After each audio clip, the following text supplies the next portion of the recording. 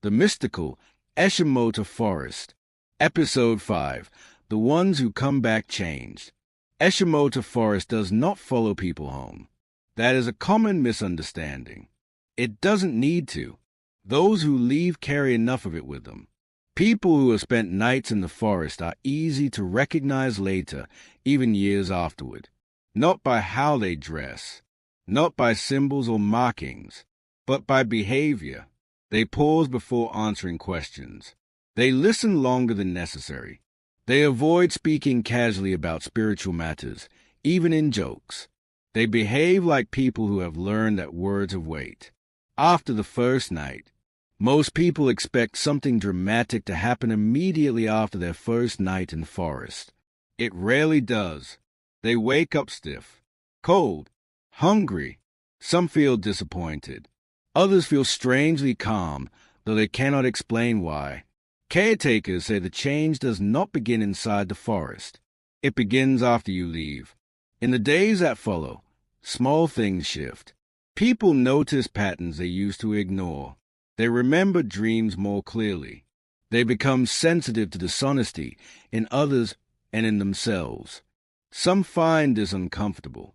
Those who return often. Some people return to Achimota repeatedly, not because something went wrong the first time, but because something felt unfinished. They chase clarity.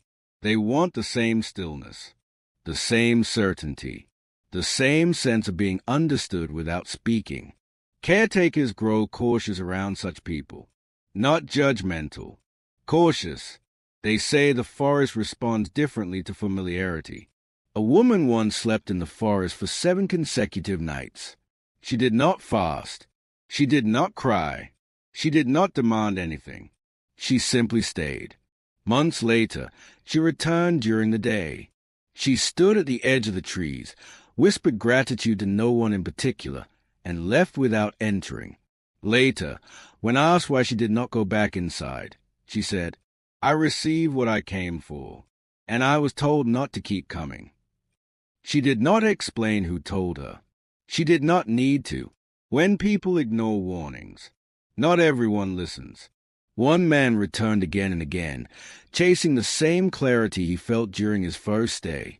Each visit left him quieter, thinner, less connected to the world outside the forest. Friends noticed he stopped reacting normally to things. Laughter felt delayed. Anger felt distant. Joy seemed muted.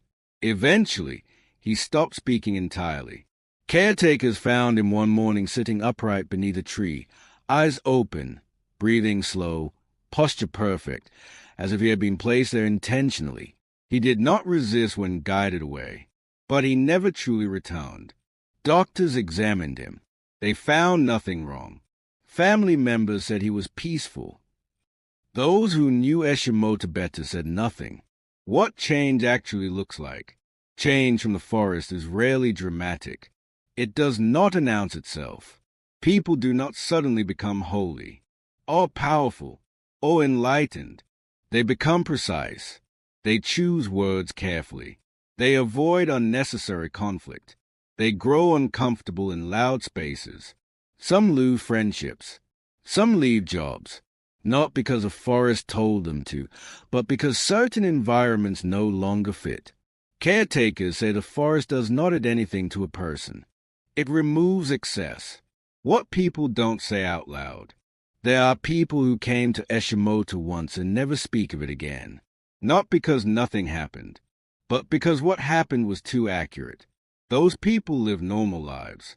They marry. They work. They age.